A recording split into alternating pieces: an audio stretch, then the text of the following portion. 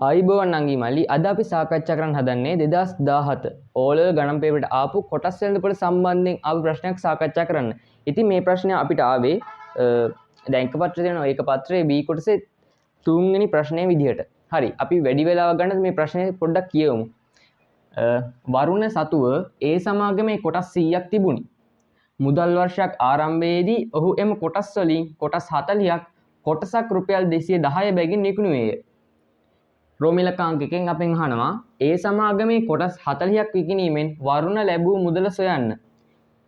ඊට පස්සේ අපිට පොඩි හැඳින්වීමක් දීලා තිනවා ඒ සමාගමේ කොටස් 40ක් විකිණීමෙන් ලැබුණු මුළු මුදලම යොදාගෙන එම මුදල් වර්ෂය ආරම්භයේදීම වරුණ කොටසක් රුපියල් 240 බැගින් වන B සමාගමේ කොටස් යම් ප්‍රමාණයක් මිලදී ගත්තේය.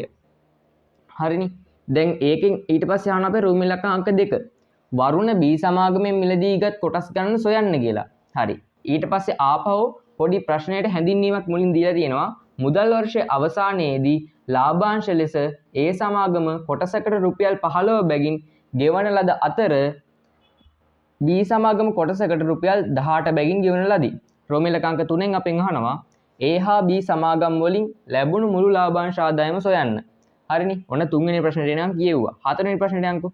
ඒ සමාගමේ සියලුම කොටස් තමා ළඟ තබා නොගෙන එම සමාගමේ කොටස් 40ක් විකුණා B සමාගමේ කොටස් මිලදී ගැනීම නිසා මුදල් වර්ෂයේ අවසානයේදී ඔහුට ලැබුණු අමතර ලාභාංශ ආදායම සොයන්න කියනවා.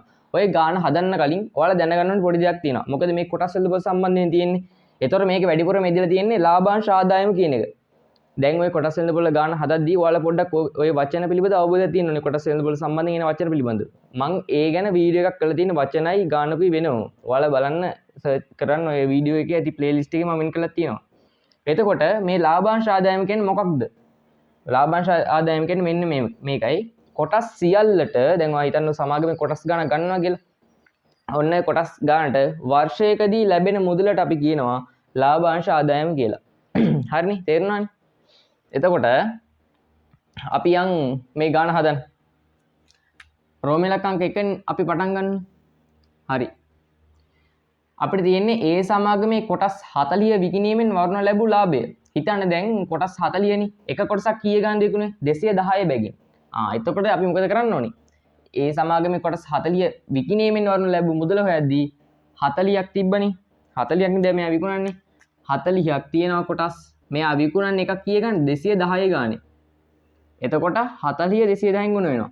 දැන් මම මේක ගුණ කරනවා. ඒතර 84.2. එතකොට රුපියල් 8400ක් තමයි කොටස් 40 විකිණීමෙන් මෙයා ලැබූ මුදල.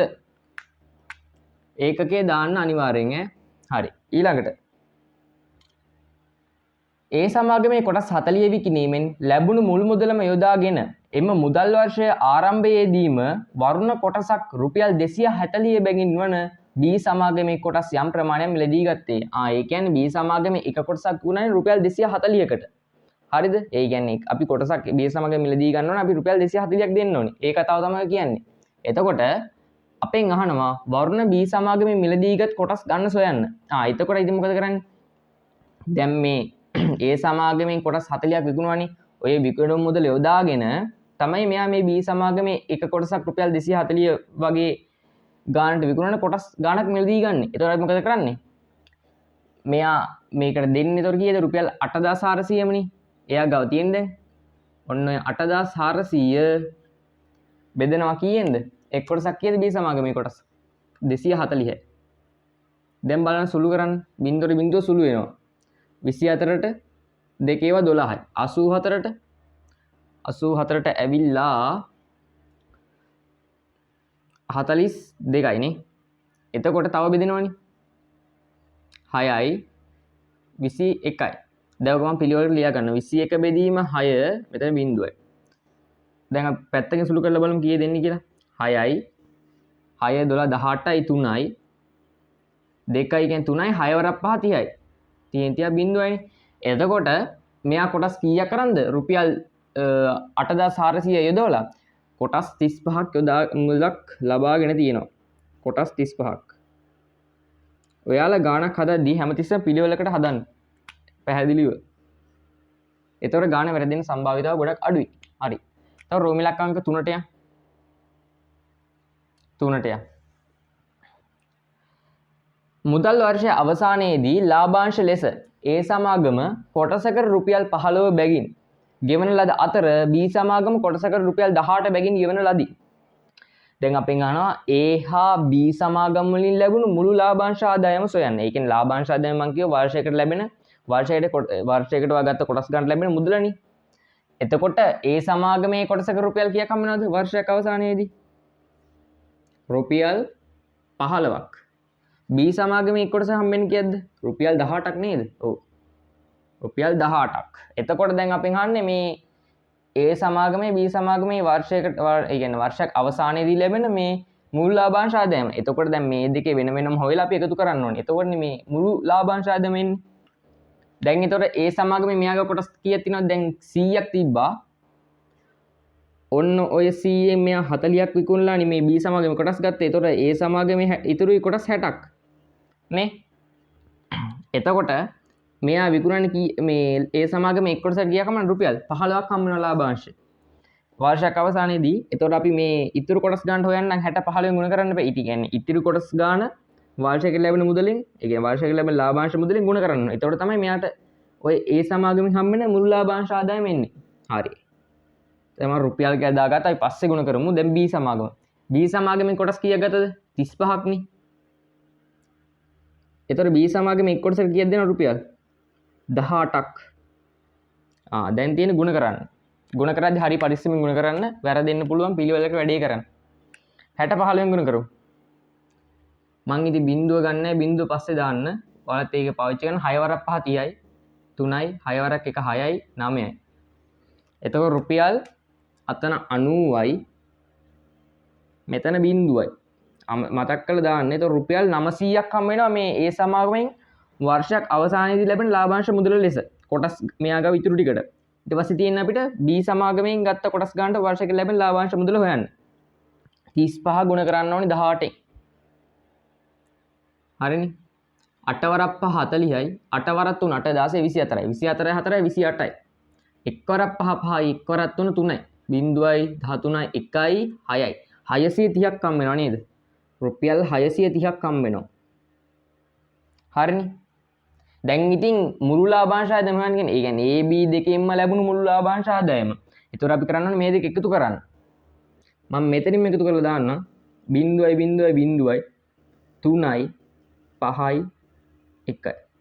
රුපියල් 1530යි. A හා B සමාගම වලින් ලැබුණු මුළු ලාභාංශ ආදායම ඉදිරියෙන් 1530යි. ඔව්. හරිනේ. හරි. ඊට පස්සේ අපි යන් හතරවෙනි ප්‍රශ්නෙට. හතරවෙනි ප්‍රශ්නේ මොකක්ද කියන්නේ? ඔන්න ඔය හැම ගානකම පොඩ්ඩක් අර අවසාන ගාන පොඩ්ඩක් අපි හිතන විදිය පොඩ්ඩක් වෙනස් කරගන්න ඕනේ. පොඩ්ඩක් අර අමාරු පැත්තකට දෙන්නේ. අමාරු නෑ. ඉතින් ලේසි එක හොඳට හරියට කියවන්න.